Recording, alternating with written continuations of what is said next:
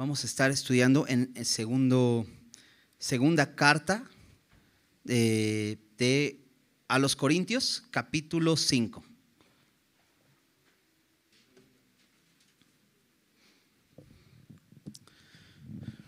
En la canción última que estaban tocando los chicos de alabanza, decía la última frase, creo que fue con lo último que me quedé, decía: vuelve a ocupar el primer lugar en mí. Y digo, oh, qué padre, ¿no? Poderle hacer al Señor esa petición, ¿no? Y en algún momento de nuestra vida, ¿no? Aquellos que hemos creído en el Señor, le hemos recibido, Dios ha venido a ocupar el primer lugar, ¿no? Pero de pronto entre nuestro caminar empezamos a poner la mirada en las cosas de este mundo y hay cosas que empiezan a tomar el primer lugar en nuestra vida, ¿no? Y en la idea esta de que hemos estado estudiando, en todo esto que hemos estado aprendiendo en el libro de Hebreos, hemos recordado un poco muchas figuras y muchas formas del culto judío, ¿no? Porque pues, esta carta a los hebreos está escrita a los israelitas, ¿no? Hebreos, que ya habían creído en Jesús, pero que de pronto estaban siendo persuadidos por algunos a regresar a las tradiciones y a los ritos que practicaban antes. Pero el escritor de Hebreos los quiere enfocar en Cristo y de hecho nos empezó a hablar acerca de cómo Cristo es el que ya nos ha hablado. Primero Dios nos habló por medio de profetas, pero ahora en estos postreros tiempos nos ha hablado por medio de su Hijo, poniendo a Jesús como superior a todo lo demás. Incluso ya ahí donde vamos estudiando nos llevó a que es superior su sacerdocio al sacerdocio levítico, que era muy importante para los judíos, porque el sacerdote tenía el propósito de llevar al pueblo, representar al pueblo ante Dios y hablarles de parte de Dios al pueblo. Era el propósito del sacerdote, y entonces presenta a Jesús como ese gran sumo sacerdote de un orden distinto, pero necesario, el cual nos convenía para poder relacionarnos con Dios, ¿verdad? Y te digo, estaban llevando algunos a los hebreos a poner la mirada en las cosas de este mundo, a volver a regresar a lo que se veía, que eran pues el tabernáculo de reunión, todo el oficio de culto alrededor de los sacerdotes y todo esto, ¿no? Y les decían, esto es necesario, pero el escritor de Hebreos dice, no, porque ya hay un nuevo pacto y ya hay mejores promesas. Entonces, ¿por qué te recordaba la canción? Porque decía la canción, toma el primer lugar en mí. Y hay una escena en el Antiguo Testamento, después de que Dios le da al pueblo judío instrucciones por medio de Moisés, cómo construir este tabernáculo, el tabernáculo de reunión. Le da instrucciones, pero recuerdas, veíamos en Hebreos que todo esto era una figura del verdadero tabernáculo, donde Jesús ya entró como precursor. ¿Dónde entró Jesús al verdadero tabernáculo? A los cielos. Ahí es donde está ese tabernáculo verdadero, y es a donde entró Jesús. ¿Qué vio Moisés en el monte Sinaí? ¿Qué se le mostró a Moisés? Ese verdadero tabernáculo en una revelación. Y después le dice el Señor, bueno, y eso te voy a dar algunas medidas para que hagas un modelo a escala de ese verdadero tabernáculo, donde ustedes se van a poder acercar a mí y yo me voy a poder acercar a ustedes para tener comunión. Eso era en el Antiguo Testamento. Pero en el libro de Números, capítulo 2, nos dice cómo Dios también le da indicaciones a Moisés de cómo tenía que ordenarse el pueblo en derredor del tabernáculo, porque el tabernáculo estaba al centro del campamento. Y entonces algunas tribus quedaban al norte, algunas al sur, algunas al este, algunas al oeste, de manera que quedaba el tabernáculo al centro. Porque Dios tenía y siempre buscó en su pueblo que ellos le pusieran en el primer lugar, que Dios fuera su primer lugar. Ahora, ¿recuerdas? El campamento, el tabernáculo estaba compuesto de diferentes lugares, un atrio, un patio alrededor, después esta zona del lugar santo, el lugar santísimo, y en ese lugar santísimo recordábamos que estaba el arca del pacto, y el arca del pacto representa el trono de Dios. Solamente podía entrar una persona, ofreciendo sacrificio primero por su pecado y después por los del pueblo, representando así al pueblo, porque el pueblo, representando la humanidad pecadora, claramente la Biblia dice: por cuanto todos pecaron, están destituidos de la gloria de Dios, no tienen acceso al reino, al trono de Dios, no pueden entrar. Por eso entraba uno, en representación de todos ellos. Pero todos estaban alrededor de este tabernáculo y podían tener comunión con él. Ahora, este capítulo que vamos a ver ahí en segunda de Corintios nos habla acerca de otros tabernáculos.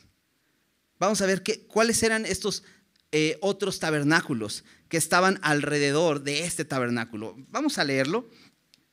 Segunda de Corintios, capítulo 5, desde el versículo 1. Dice así: porque sabemos que si nuestra morada terrestre, este tabernáculo, se deshiciere, tenemos de Dios un edificio, una casa no hecha de manos, eterna en los cielos. Y por esto también gemimos, deseando ser revestidos de aquella nuestra habitación celestial. Pues así seremos hallados vestidos y no desnudos. Porque asimismo los que estamos en este tabernáculo gemimos con angustia, porque no quisiéramos ser desnudados, sino revestidos, para que lo mortal sea absorbido por la vida. Mas el que nos hizo para esto mismo es Dios, quien nos ha dado las arras del Espíritu. Así que vivimos confiados siempre. Y sabiendo que entre tanto que estamos en el cuerpo, estamos ausentes del Señor. Porque por fe andamos, no por vista. Pero confiamos. Y más quisiéramos estar ausentes del cuerpo y presentes al Señor. Por tanto, procuramos también, o ausentes o presentes, serle agradables. Porque es necesario que todos nosotros comparezcamos ante el tribunal de Cristo, para que cada uno reciba según lo que haya hecho mientras estaba en el cuerpo, sea bueno o sea malo. Acompáñame a hacer una oración. Señor, gracias porque tenemos tu palabra, que es lámpara a nuestros pies y lumbrera a nuestro camino, y sin duda la necesitamos, Señor, porque en este mundo oscuro nos has dejado, Señor, para que caminemos, Señor, y necesitamos tu luz. Gracias, Señor, porque hoy podemos recibir de tu palabra, Señor, esa dirección.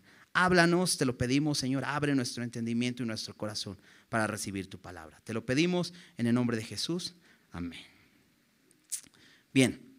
Bueno, te introducía en todo esto porque este capítulo habla de un tabernáculo, pero no habla del tabernáculo de reunión, sino habla de otro tabernáculo que es importante. Ahora, déjame tratar de ponerte la escena, ¿no? Ya un poquito nos empezamos a imaginar este tabernáculo al centro y los tabernáculos de los judíos. O sea, un tabernáculo es una tienda, ¿verdad? Es como una pequeña tienda, una enramada, ¿no? También se le define como una choza, ¿no? Eso es un tabernáculo.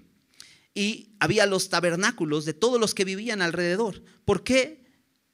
Si estaban ahí junto el pueblo, ¿por qué no construían pues mejor una casa?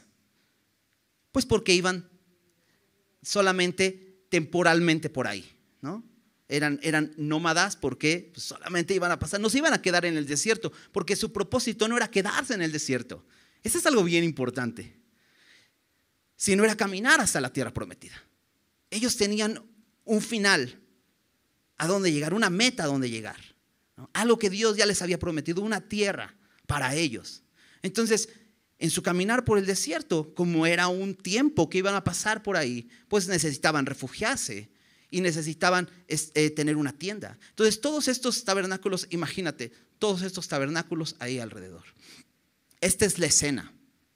Y me gusta verlo así, como tratar de visualizarlo un poco. La última vez que estuve con ustedes, estudiamos en el Salmo 110, igualmente haciendo un poco de referencia a este sacerdocio según el orden de Melquisedec, ¿te acuerdas, no? Y veíamos ahí como a David de pronto se le presenta una escena donde él puede ver a Jesús sentado, más bien a Jesús ahí de pie al lado de su padre, y su padre diciéndole: siéntate a mi diestra hasta que ponga a tus enemigos por estrado de tus pies. En esta coronación, David está viendo todo esto y lo escribe en un salmo. Y es que la Biblia es como una ventana para ver el cielo, para ver lo verdadero. ¿Por qué digo lo verdadero? Porque este mundo es temporal. Jesús dijo: cielo y tierra pasarán. Este mundo no es tan real como creemos que es, porque es temporal.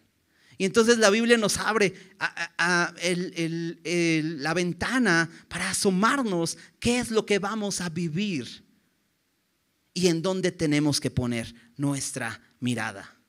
Porque como te decía, el problema de los hebreos creyentes es que estaban siendo persuadidos a regresar a vivir por vista y no por fe, a regresar a los ritos para poder entonces relacionarse con Dios. Pero el escritor de Hebreos dice: pero ya no es necesario, porque Jesús ya entró en el verdadero tabernáculo, ya no es la réplica, ya es el real, y entró como precursor para que nosotros entremos. Entonces es importante visualizar: ¿y dónde estamos nosotros? Porque un hebreo podría decir: bueno, mi forma de relacionarme con Dios era así, poder tener estos sacrificios para que un sacerdote pudiera entrar y nos dijera al pueblo que estábamos perdonados y que podíamos tener una relación con Él. Pero ahora ya me pusiste muy lejos a este tabernáculo. Bueno, es que no es que estés lejos, sino que tú también estás presente. Y en esta misma escena de Números 2, donde el pueblo acampaba alrededor del campamento, así estaremos nosotros acampando alrededor del campamento.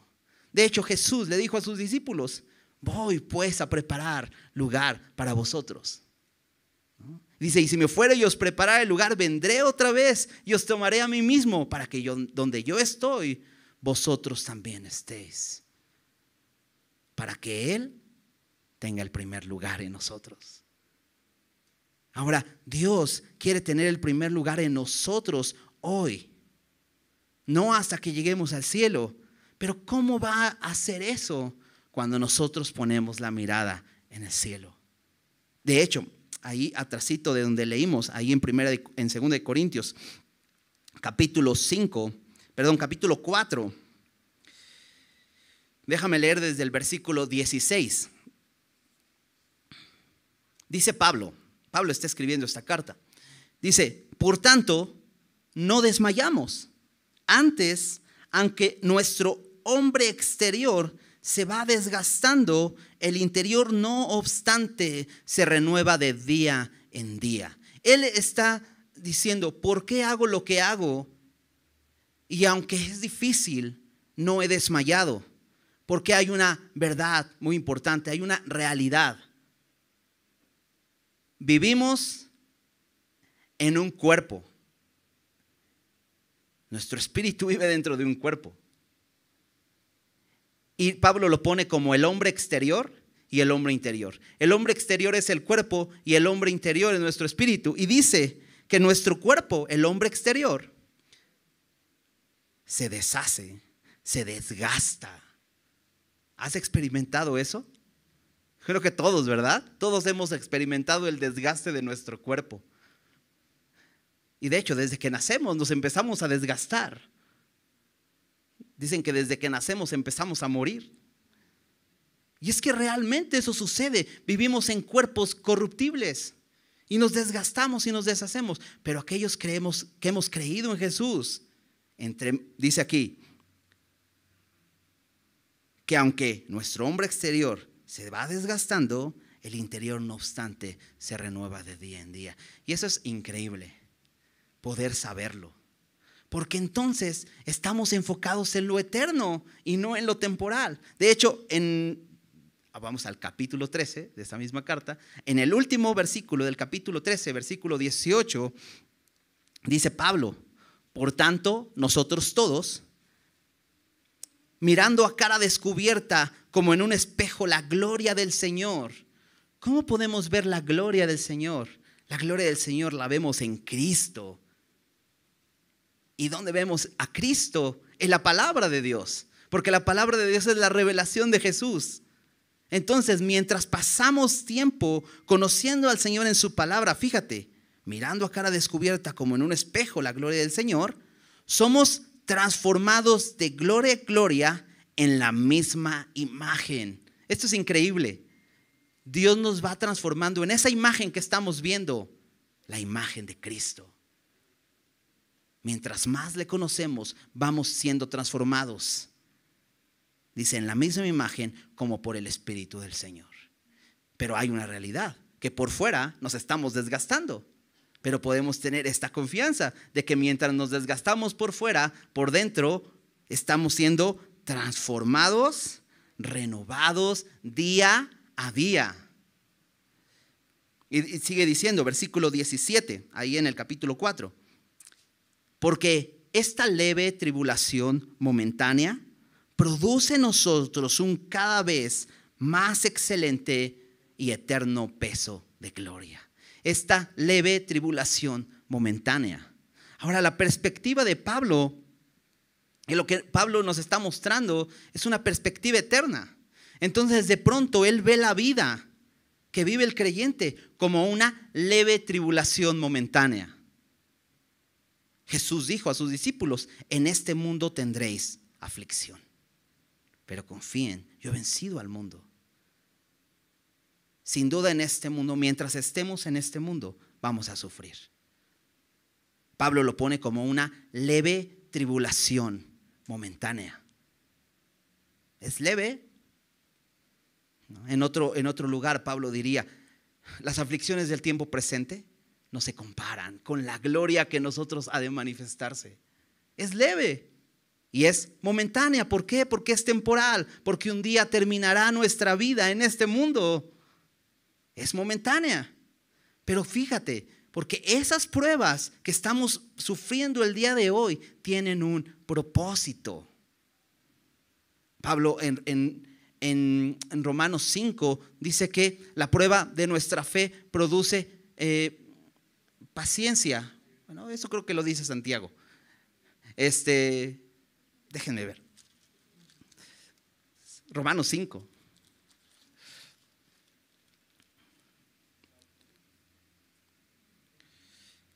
Ya. En el versículo 3 dice: y no solo esto, sino que también nos gloriamos en las tribulaciones, aflicciones, pruebas, tribulaciones, como decía Pablo, leve tribulación momentánea, nos gloriamos en las tribulaciones, dice, sabiendo que la tribulación produce. Esa palabra me gusta, produce. Esto es, hace crecer, da un resultado, da un fruto, produce, dice, paciencia. Y la paciencia prueba, y la prueba, esperanza. ¿Ves todas las cosas que produce la tribulación? Y la esperanza no avergüenza. Porque el amor de Dios ha sido derramado en nuestros corazones por el Espíritu Santo que nos fue dado. La tribulación produce. Aquí en 2 de Corintios, capítulo 4, versículo 17, dice que produce en nosotros un más excelente y eterno peso de gloria. Qué increíble se escucha esto, ¿no? Y es que la prueba produce tanto en nosotros. Entonces, versículo 18, no mirando las cosas que se ven. ¿Cuáles son las cosas que se ven?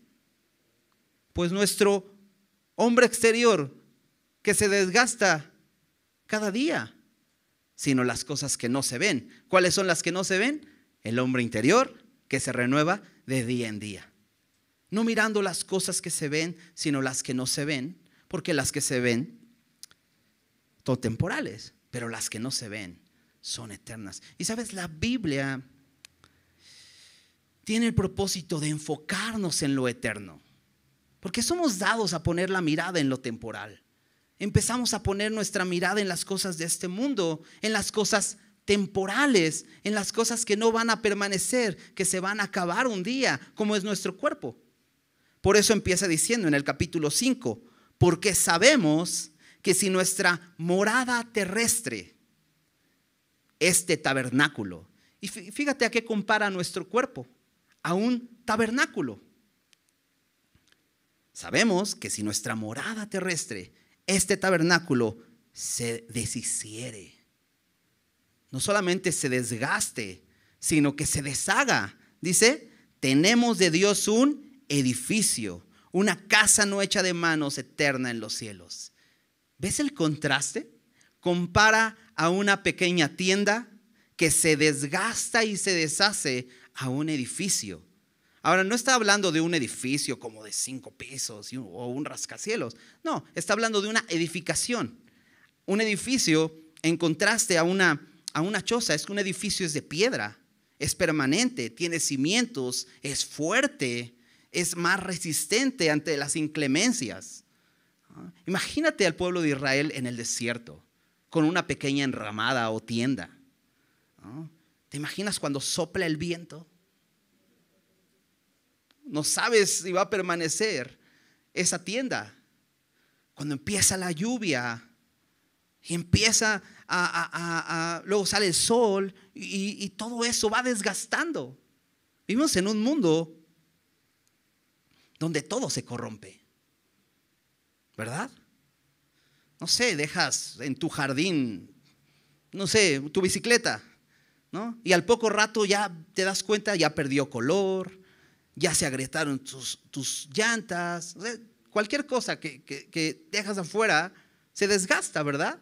Se va desgastando. Vivimos en un mundo así. Imagínate vivir en el desierto en una pequeña tienda. Pero ¿cuál es la promesa?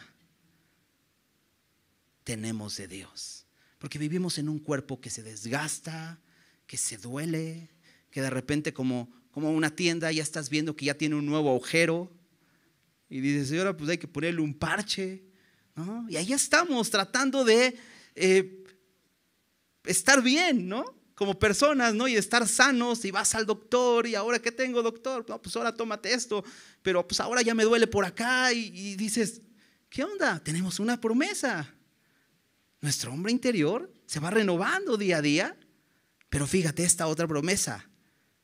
Cuando nuestra morada terrestre se deshaga, tenemos de Dios un edificio, wow, algo permanente, algo sólido, ¿no? Que no se va a desgastar. Pero fíjate, nos dice más de este edificio. Una casa no hecha de manos. Porque si te das cuenta, el escritor de Hebreos hace mucha referencia al tabernáculo. Pero incluso ya en el Nuevo Testamento, ya cuando ya estaban los creyentes, ellos conocían que había un templo. La verdad no recuerdo en qué momento fue escrito el libro, la carta a los hebreos, pero no sé si el templo ya había sido destruido. Fue destruido en el año 70. Probablemente todavía estaba y había un templo. Pero él hace referencia al tabernáculo.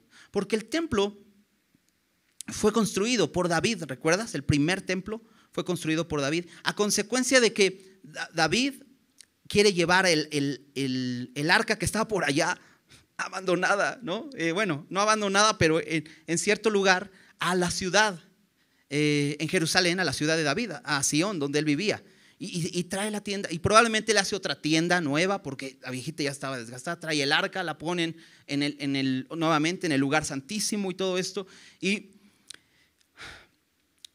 de pronto David voltea y dice, mira, yo tengo un techo con vigas de cedro y todo, es más resistente, un palacio. Y mira dónde está el arca de Dios. Estaría bien que tuviera pues un templo, ¿no? Algo más duradero. Y Salomón construye el templo. Pero luego más adelante ves algunos de los reyes ahí en Jerusalén que le pagan a los albañiles para que vayan y reparen las grietas. Porque aunque era un templo permanente, pero se agrieta. Porque está en un mundo que todo corrompe, ¿no? Pero fíjate, esta casa dice no hecha de manos. A diferencia del templo de Salomón, que La descripción de la construcción del templo es maravillosa, unas piedras enormes, a la medida, padrísimo, madera fuerte, de muy buena calidad, cubierta de oro. Aún así, fue destruido. Pero este templo que Dios promete que un día recibiremos, esta casa no es hecha de manos, es eterna en los cielos. Entonces, si no es hecha de manos, es que Dios la va a construir. ¿Y sabes con qué la va a construir? Con su palabra. ¿Sabes por qué? Porque Dios construye con su palabra. ¿Sabes con qué creó el mundo? Con su palabra. ¿Recuerdas? En Génesis nos dice, y dijo Dios, sea la luz, y fue la luz. Produzca la tierra seres vivientes. Él hablaba y todo era creado. ¡Qué increíble! Dios así promete, dice, una casa, un edificio, una casa no hecha de manos. Y aparte nos dice, eterna. Eterna. Esto nos habla de la calidad de la casa. Te decía del templo. El templo, aunque era más resistente, pero no era eterno. Eterno. Una casa eterna, o sea, indestructible, indesgastable. Y dices, oye, eso suena bien. Y aparte nos dice, ¿dónde? En los cielos. No aquí, no en este mundo, sino en los cielos. Acompáñame a Hebreos, capítulo 11. Pronto vamos a llegar por ahí, a ese maravilloso capítulo donde resume la vida de muchísimas personas que anduvieron por fe. Y fíjate, la fe de Abraham, menciona aquí en capítulo 11, versículo 9, la fe de los patriarcas de Israel. Y aquí dice, por la fe habitó como extranjero en la tierra prometida, hablando de Abraham, como en tierra ajena, morando en tiendas, con Isaac y Jacob, coherederos de la misma promesa. Porque, versículo 10, porque esperaba la ciudad que tiene fundamentos, cuyo arquitecto y constructor es Dios. Todas estas casas, todos nosotros, teniendo una casa no hecha de manos, conformamos una ciudad con fundamentos. ¿Y sabes quién diseñó esa ciudad? ¿Y quién la construyó? Dios. Abraham esperaba en esa ciudad. Abraham sabía, en este mundo no es la promesa. Yo espero más allá. Qué importante es recordar esto, porque de pronto empezamos a andar por vista, no por fe. Ok, dice que esta casa es en los cielos, es eterna, no es hecha de manos, es un edificio. Y entonces hay un resultado al saber esto, porque si te das cuenta, el versículo empezaba diciendo, porque sabemos. Esta palabra sabemos es muy importante porque habla de seguridad. No dice porque imaginamos o porque simplemente conocemos, sino sabemos. Y eso es una seguridad que debemos tener como creyentes. Sabemos. Ahora, hemos estado viendo a Jesús como el mediador de un mejor pacto, entrando como este sumo sacerdote al tabernáculo verdadero. Pero podemos ver la escena completa. Ahí estamos nosotros también, con una casa no hecha de manos, eterna, en los cielos. Y entonces esto nos lleva al versículo 2. Y por esto también gemimos. Por esto. Porque sabemos, entonces esto nos lleva a gemir. Gemir tiene que ver con quejarse. No quejarse de, ya me hicieron, no. Sino más bien este quejido de dolor también se traduce como suspiro. Y después de escuchar lo que Dios te promete, puedes suspirar y decir, lo anhelo, porque dice aquí, por eso también gemimos deseando ser revestidos de aquella nuestra habitación celestial. ¿No quieres ser revestido? Ahora nuestro cuerpo nos dice cada día que se va desgastando. Pero cuando tienes esta promesa, gemes y dices: Señor, yo quiero eso. Yo quiero ser revestido de aquella mi habitación celestial. Dice versículo 3: pues así seremos hallados vestidos y no desnudos. Dios tiene preparado este lugar. No simplemente vamos a perder nuestro cuerpo y ya nos vamos, como mucha gente piensa, vamos a ser almas flotando en el espacio. No, Dios nos va a dar un cuerpo. No vamos a ser hallados desnudos, sino, dice aquí, vestidos. Dice versículo 4: porque asimismo los que estamos en este tabernáculo. ¿Estás en un tabernáculo? ¿No? Refiriéndose al cuerpo. Ok, los que estamos en este tabernáculo, dice, gemimos con angustia, porque no quisiéramos ser desnudados, sino revestidos, para que lo mortal sea absorbido por la vida. Un gemir, dice, con angustia. Esto es con nostalgia hacia el futuro. La nostalgia regularmente es hacia el pasado, porque la nostalgia surge de, no, me acuerdo cuando era niño, no, me dio nostalgia porque jugaba con mis amigos con un bote de frutzi, ¿no? y te da esa nostalgia, ¿no? Recuerdo, anhelo esos tiempos. Bueno, pero cuando Dios te abre esa ventana y te muestra lo que vas a vivir, te da una nostalgia y dices, yo anhelo eso. Y gemimos. Y nuestros gritos de dolor no son porque estamos hartos, o no debería. Estoy harto de este mundo, de este sistema y del dolor y el sufrimiento. No, anhelo estar con el Señor. Anhelo ese cuerpo nuevo, glorificado, sin pecado, donde voy a poder adorarle, donde Él será el centro y yo podré adorarle por la eternidad. ¿No lo anhelas?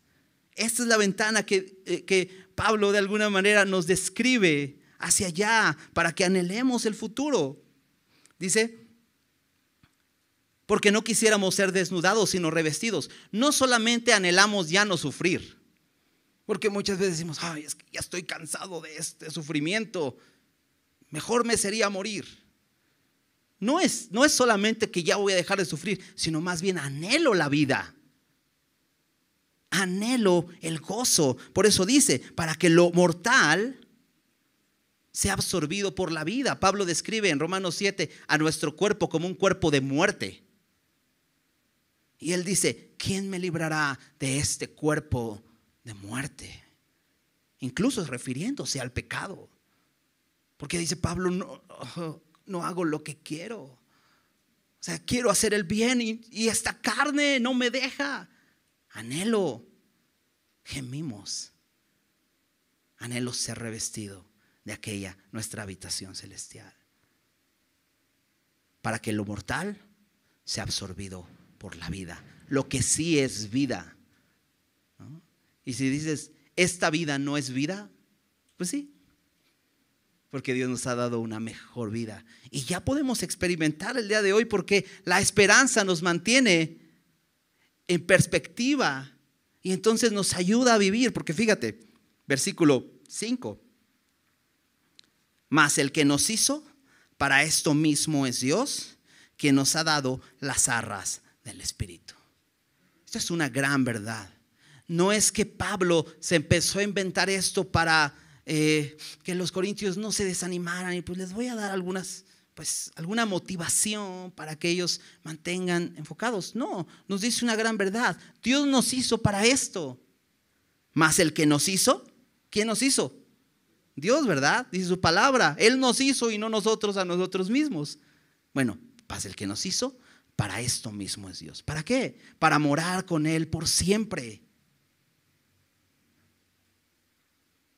Para vivir eternamente con Él y adorarle. Para eso nos hizo.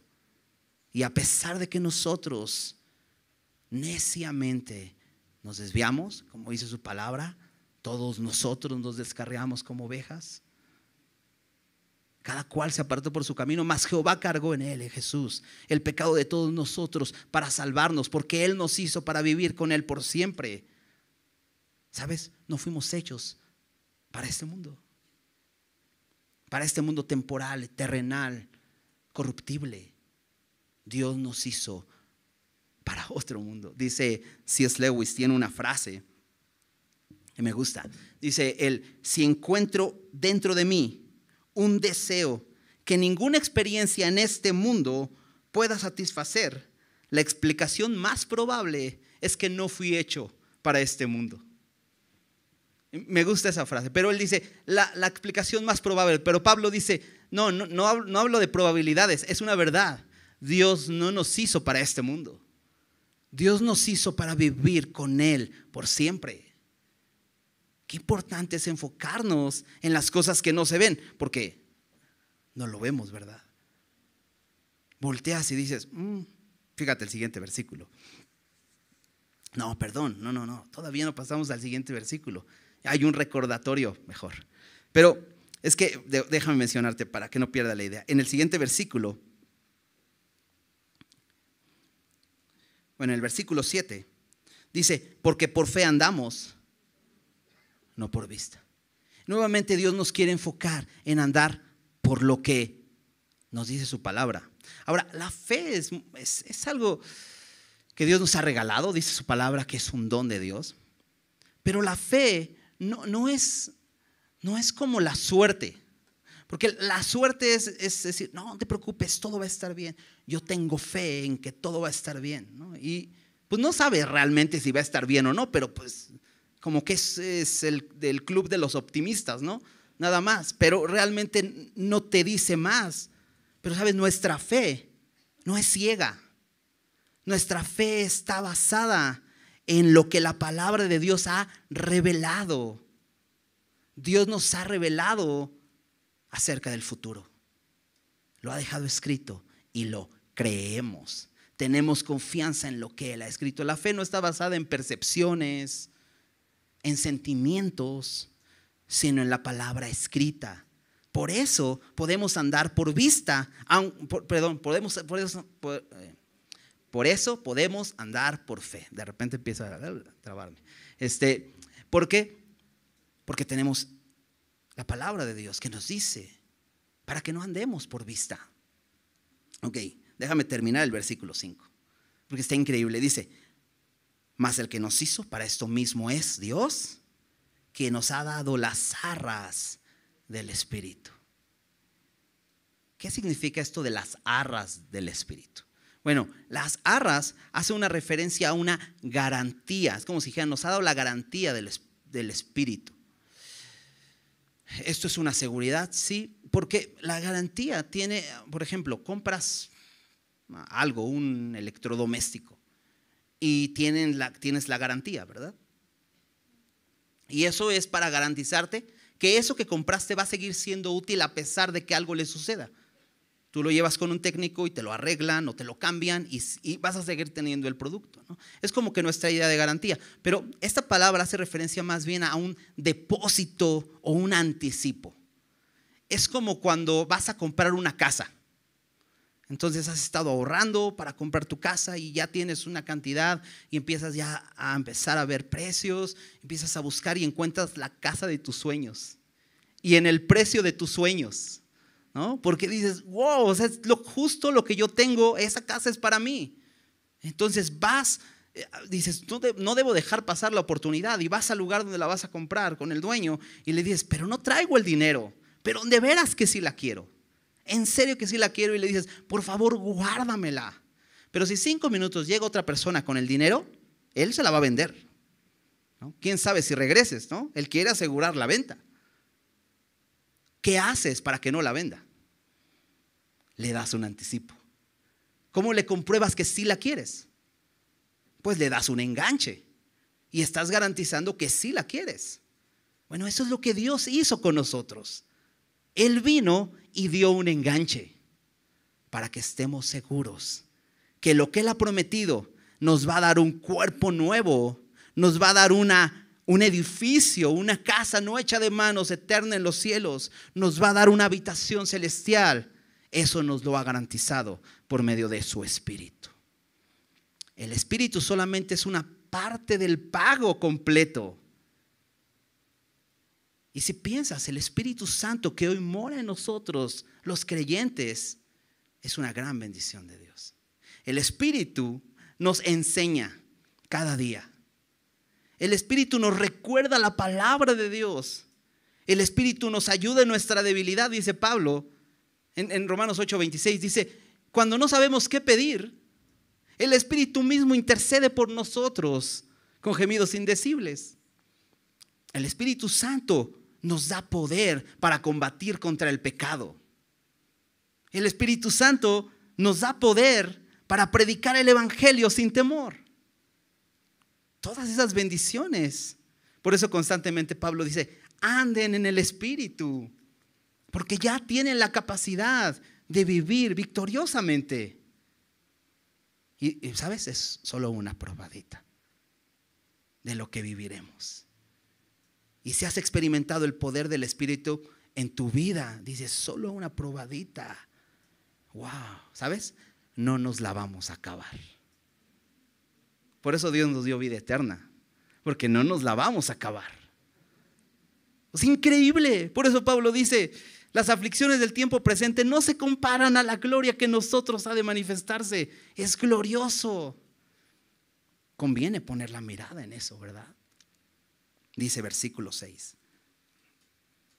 Esta es la consecuencia de saber esto.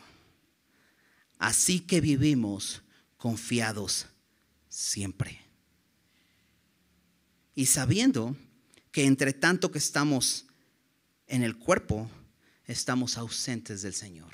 De pronto que Pablo nos eleva y nos muestra de alguna manera esa gloria, ¿no? Y nos abre esa ventana y nos hace anhelar y gemir y decir, Señor, yo quiero eso ya. Ya quiero estar contigo y experimentar de esa gloria y vivirlo. Pero de pronto nos vuelve a bajar a la tierra. Y dice, sabiendo que entre tanto que estamos en el cuerpo, estamos ausentes del Señor. Y dices, oh. Y es que, ¿sabes? Pablo no es alguien que se está imaginando y está viviendo por imaginaciones. Pablo vive en la realidad. Y dice, la realidad es que hoy estamos aquí ausentes del Señor, pero la promesa está dada. Y fíjate, estamos ausentes del Señor, lo sabemos, pero hay algo que dice antes. El saber lo que Dios nos ha prometido nos hace vivir confiados siempre. Así que vivimos confiados siempre. Esta palabra confiado hace una referencia a la fe, porque la fe es confianza. Pero esta palabra confiado es interesante, porque regularmente usamos esa palabra, ¿no? Ay, esa persona es bien confiada, ¿no? ¿Sí has usado esto? Por ejemplo, vas en la calle manejando y de repente ves a un motociclista que va sin casco y dices, ay, qué confiada gente, ¿no? Si se cae y se golpea, pues pone en riesgo su vida, ¿verdad? Corre un grave riesgo, es muy confiado, ¿no? Lo usamos negativamente. Pero he visto algunos videos, me gusta ver estos videos de deportes extremos. Y es gente que ha estado entrenando una y otra vez para lograr hacer eso que es tan extremo y que tú y yo no haríamos si no lo practicamos, ¿no? Me gusta ver estos videos de montaña, de bicicleta de montaña. Y están padrísimos porque se ponen una cámara en su casco, llevan una cámara aquí arriba y entonces vas viendo como si tú fueras el que fueras manejando la bicicleta, ¿no? Le enseño esos videos a mi esposa y dice, me sudan las manos, porque van estos cuates así en una montaña y estás viendo el barranco ahí donde se va a caer y si se cae pues se mata.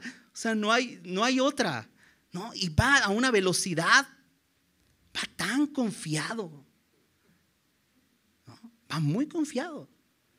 Y me gusta porque esta palabra confiado es la palabra osadía.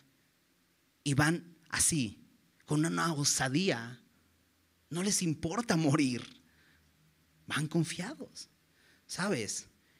La esperanza que Dios nos ha dado en este cuerpo, en este no tabernáculo, en este edificio que nos va a dar, glorioso y maravilloso para estar con Él por siempre. Nos lleva entonces a vivir confiados siempre. Acabamos de pasar por un tiempo muy difícil, ¿no? Bueno, y nos dicen que todavía no acaba, ¿no? Los cubrebocas nos dicen eso.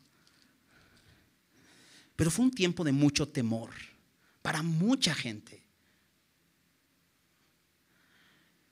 A veces Dios quiere que vivamos en este mundo donde Jesús nos dijo que habrá aflicciones, confiados siempre.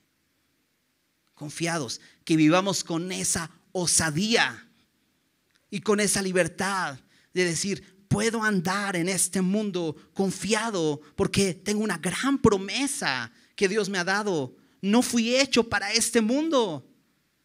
Dios me hizo para algo más grande que esto y me lo ha prometido y puedo vivir confiado. O sea, la verdad es triste ver a un cristiano que se muere de miedo por la muerte. Digo, realmente no estoy hablando de la forma de morir. Pero sabes, mientras vemos que nuestro hombre interior se va desgastando, no obstante el interior se renueva día a día. Y cuando nuestra morada terrestre se deshaga, tenemos de Dios un edificio. Podemos anhelar. Y no estoy diciendo que estemos anhelando la muerte. Estamos anhelando ese cuerpo nuevo. Pero este tiempo de pandemia fue un tiempo donde podías ver a muchas personas confiando en cosas tan absurdas como un cubrebocas. Porque de verdad, un cubrebocas no te hacía absolutamente nada. Digo, y los que nos contagiamos lo supimos después, ¿no? Si lo traje todo el tiempo, ¿por qué me contagié? Pero es que no puedes confiar en lo temporal, en lo que, porque decía Pablo, lo que se ve es temporal, lo que no se ve es eterno. ¿Sabes? Yo nunca me puse un cubrebocas por miedo. Yo confiaba en el Señor. No me puse la vacuna por miedo o porque decía, no, es que ya con la vacuna ya no me va a pasar nada. No, por obediencia sí, por respeto y amor sí, sujeción sí, pero no por temor. Porque yo sé que Dios me ha dado vida y Él me va a llamar a su presencia cuando Él diga, no cuando el COVID diga. Y si me lleva en esa circunstancia, gloria a Dios, ya estoy con Él. Porque eso es mi anhelo. Quiero estar con Él porque no seré hallado desnudo. Él me dará un cuerpo nuevo. ¿Qué esperas? ¿En qué confías? ¿Puedes vivir tu vida con esa osadía? Con esa libertad, sabiendo que Dios te ha prometido algo más grande que el aquí y ahora. ¿Podemos vivir con esa confianza? Cuando dice el pastor Jaime Foot una frase que me gusta mucho, dice, cuando la promesa es clara, el precio es bajo. Y Dios quiere que tengamos esa claridad en su promesa. Para esto mismo nos hizo el Señor, para estar con Él por siempre. ¿Por qué temer? Podemos vivir confiados siempre. Fíjate.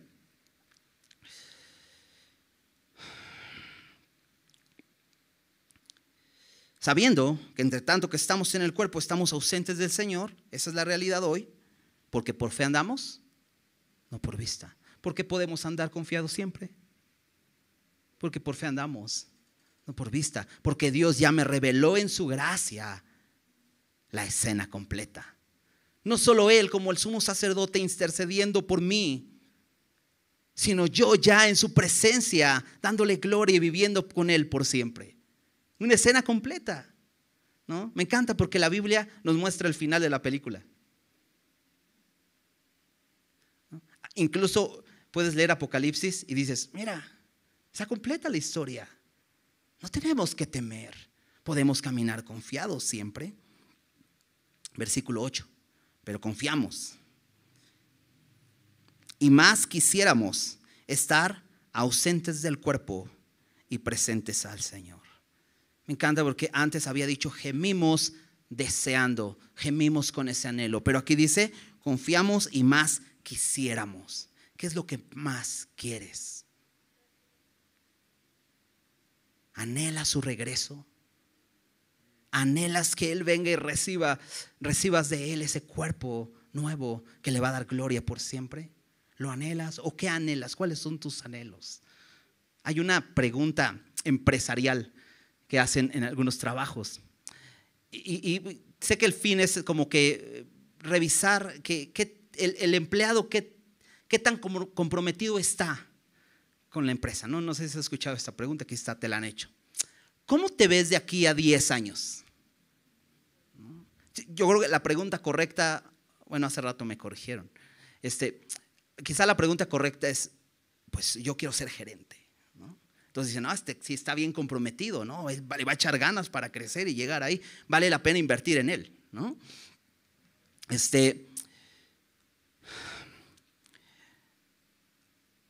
Una vez me hicieron esa pregunta en un trabajo. Y digo, ya después pensando, reflexionando, dije, ¿por qué respondí así? Y dije, Dios, gracias por permitirme responder así, ¿no? Me pregunté, ¿cómo te ves de aquí a 5 años? Y yo le dije, con el Señor. Yo quiero estar con el Señor. Ese es mi anhelo más grande. Hay cosas increíbles que Dios nos permite vivir en esta vida, y más ya estando en Cristo, ¿no? Disfrutar de muchas cosas que son hermosas en la vida, ¿no? Por ejemplo, yo tengo 2 hijos, nos casamos jóvenes, mi esposa y yo, y mis hijos ya crecieron. Ya tengo un hijo de 20 años, una hija de 16 años, y ya van creciendo, ¿no? Y de repente empezamos a ver amigos que tenemos que sus hijos ya se casaron, ¿no? Y sus hijos ya tienen hijos, o sea, ya son abuelitos, y dices, ay, qué bonito, ¿no? Qué padre, ¿no? Y mi esposa y yo platicamos, ¿te imaginas cuando Dios nos permite ser abuelitos? O sea, qué increíble va a ser, ¿no? O sea, cosas padres en la vida, ¿no? ¿Qué anhelas? Pero, ¿sabes? No lo cambio por estar con el Señor. Si el Señor viene antes, todo va a ser mejor. Todo es incomparable. ¿Qué anhelas? ¿Cuáles son tus anhelos? Y aquí Pablo dice, más quisiéramos. Es mi anhelo estar ausentes del cuerpo, pero dice, presentes al Señor. Por tanto, por todo esto que acabamos de ver, por tanto, y si es tanto, si es así enorme el pastel, la promesa es grande. Por tanto, dice, procuramos, o ausentes o presentes, serle agradables. ¿Sabes que la promesa clara nos ayuda a vivir? Entonces, esforzándonos, porque dice aquí, procuramos. Tengo un enfoque. Procuramos, o ausentes o presentes, serle agradables, porque tenemos como que la idea de, mira, es que este cuerpo es un cuerpo difícil, no puedo agradar a Dios, no puedo servir a Dios, tengo muchos males, tengo muchos problemas, tengo muchas enfermedades, X, ¿no? Y empezamos a hacer, ¿no? Y dices, cuando ya tenga un cuerpo nuevo, ahí sí voy a poder agradar a Dios. Pero me encanta la perspectiva de Pablo, porque la promesa me hace entonces, aún estando ausente del Señor y aún estando en este mundo, buscar agradarle en todo. Buscar su gloria. Acompáñame a 1 Corintios capítulo 6.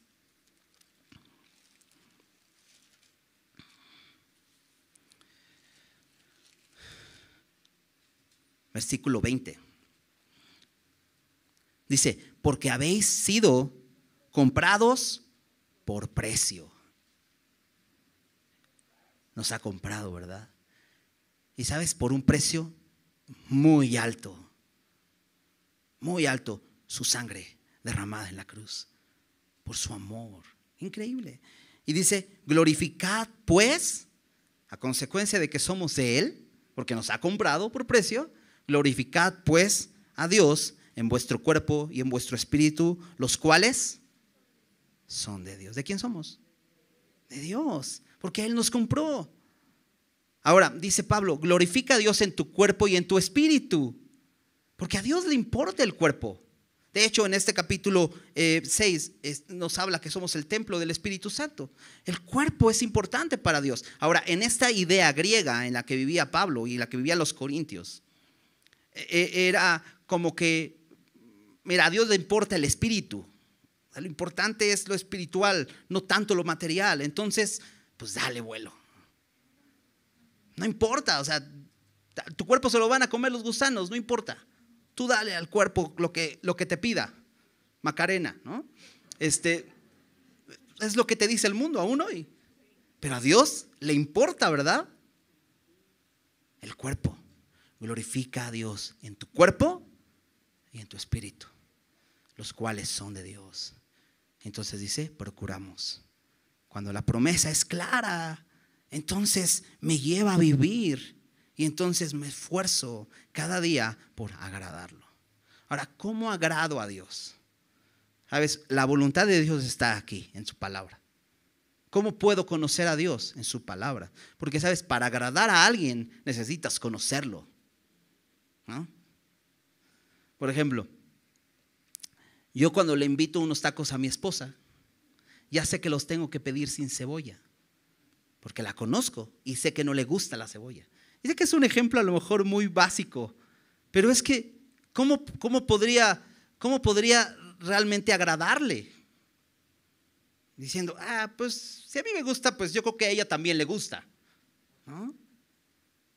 Pues no. Así lo mismo con Dios. ¿Cómo puedo saber lo que es agradable a Él? Pues solo conociéndolo en su palabra, pasando tiempo con Él, teniendo una relación personal con Él. Porque si no voy a vivir mi vida diciendo, pues yo pienso que esto sí es agradable a Dios, ¿no? Pues, oye, ¿y eso le agrada a Dios? Pues sí, Dios es bueno, Dios es amor, ¿no? Porque no lo conoces. Y por eso luego estás sufriendo las consecuencias. Conoce al Señor. Entonces, el procurar serle agradables implica también pasar tiempo en la palabra.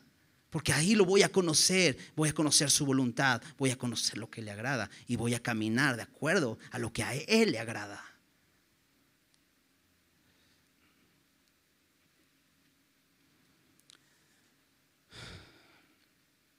Versículo 10. Porque es necesario que todos nosotros comparezcamos ante el tribunal de Cristo. Nos da una razón más por qué le somos agradables. Porque un día vamos a comparecer ante el tribunal de Cristo. Este tribunal no habla del juicio para condenación, porque claramente todos seremos juzgados. Su palabra dice que de la manera que está establecida para los hombres, que mueran una sola vez y después de esto el juicio. Y todos seremos juzgados, pero por la gracia de Dios en Cristo, aquellos que hemos creído en el Señor hemos sido justificados y hemos sido librados del juicio para condenación eterna. Pero vamos a ser juzgados, ¿sabías? Vamos a ser presentados ante el tribunal de Cristo. No un juicio para condenación, pero sí un juicio donde se va a examinar lo que hemos hecho. De hecho dice, porque es necesario que todos nosotros comparezcamos ante el tribunal de Cristo para que cada uno reciba según lo que haya hecho mientras estaba en el cuerpo, sea bueno o sea malo. Una recompensa por aquello que has hecho, sea bueno o sea malo. Ahora, no precisamente está hablando de pecado, que ciertamente tenemos que examinar nuestros corazones. Pero ¿qué estás haciendo con tu cuerpo? ¿Cómo usas hoy tu cuerpo? ¿Le sirves? ¿Estás sirviendo a Dios? ¿Lo estás ocupando para su gloria? Porque hemos sido comprados por precio. Glorificad a Dios en vuestro cuerpo y en vuestro espíritu. ¿Estás viviendo para su gloria? ¿Te estás desgastando por Él? Cada arruga que notas en el espejo dices, esta arruga salió de ese día que me desvelé sirviendo al Señor, viviendo mi vida para Él. Dios nos llama a desgastarnos para Él. Sabes, esta vida es muy breve, nos queda poco tiempo. No la desperdicies en las cosas temporales. Jesús lo dijo de otra manera, haced tesoros en el cielo, ¿no? porque allá no hay corrupción. Aquí en la tierra, decía, la polilla y el orín corrompen. No hagas tesoros aquí. ¿En qué estás gastando tu vida? ¿En su obra? ¿En su reino? ¿Predicando el evangelio a otros? ¿Sirviéndole? Vale la pena desgastarte por él. Vale la pena porque todos nosotros compareceremos ante el tribunal de Cristo para que cada uno reciba según lo que haya hecho mientras estaba en el cuerpo, sea bueno o sea malo. Sigue hablando Pablo en esta carta porque está defendiendo un poco su ministerio y está hablando por qué hace lo que hace. Y dice que por esa razón, dice el siguiente versículo, conociendo pues el temor del Señor, persuadimos a los hombres. Sabiendo esto, que todos vamos a ser presentados ante el tribunal de Cristo. Y es interesante esta palabra comparecer. No es que vas a ser sentado en un banquillo y te van a empezar a preguntar, a ver, cuéntanos qué hiciste con tu vida. Esta palabra comparecer significa revelar. Y es que no necesitas presentarte ante Jesús y que Él te empiece a preguntar. Sus ojos, ¿no? Como llama de fuego, dice Apocalipsis. Hasta dice una canción, tus ojos revelan que yo, ¿no? Ya sabes cuál, ¿no? Y es que sí, delante de Él, dice Hebreos 4:13, todas las cosas están desnudas y abiertas a los ojos de aquel a quien tenemos que dar cuenta. Vamos a ser presentados a Él y Él va a poder examinar qué hicimos mientras estábamos en el cuerpo. ¿Le glorificamos? Conociendo el temor del Señor, dice Pablo, persuadimos a los hombres. La razón de hablar de esto, dice Pablo, es que conocemos que vamos a ser presentados ante el tribunal de Cristo. Por eso les hablamos insistentemente. Rindan su vida al Señor. Glorifíquenle, hónrenle. Había gente en la iglesia de Corinto que estaba basada solamente en las apariencias, en lo externo, en lo que la gente ve, pero no enfocados en lo que Dios ve. Porque fíjate cómo dice el siguiente versículo. No nos recomendamos pues a vosotros, otra vez a vosotros, sino os damos ocasión de gloriaros por nosotros, dice, para que tengas con qué responder a los que se glorían, los que se jactan en las apariencias y no en el corazón. ¿Sabes? Pablo venía de una secta que se jactaba en las apariencias, de los fariseos, y que Jesús mismo les dijo, ustedes son como sepulcros blanqueados, por fuera bien pintaditos, pero por dentro están llenos de muerte. ¿Sabes? Dios ve el corazón. Y como Dios ve el corazón, entonces podemos andar en ese temor. Y decir, Señor, a ti no te voy a engañar. Cuando me presente ante tu tribunal, debo andar en temor. Entonces, ¿qué haces hoy con tu cuerpo? ¿Qué hacemos hoy? ¿Nos estamos desgastando para el Señor? ¿Estamos viviendo para Él? Porque tenemos una gran promesa. Vale la pena gastarnos por el Señor, ¿verdad? ¿Por qué no oramos? Señor, gracias por tu palabra y por este tiempo, Señor, que nos vuelves a poner la mirada, Señor. Y lo necesitamos diario, Señor. Que levantes nuestra mirada y que nos vuelvas a poner en perspectiva. Que veamos lo eterno y que pongamos la mirada en las cosas de arriba, no en las de la tierra. Porque, Señor, lo que se ve es temporal, pero lo que no se ve es eterno. Gracias por revelarnos lo que ha de ser de nosotros después de esta vida. Gracias por la promesa que nos has dado, Señor, de que recibiremos un cuerpo nuevo, eterno, una casa espiritual, una casa gloriosa, una casa no hecha de manos, eterna en los cielos, Señor. Gemimos y anhelamos ser revestidos de aquella nuestra habitación celestial.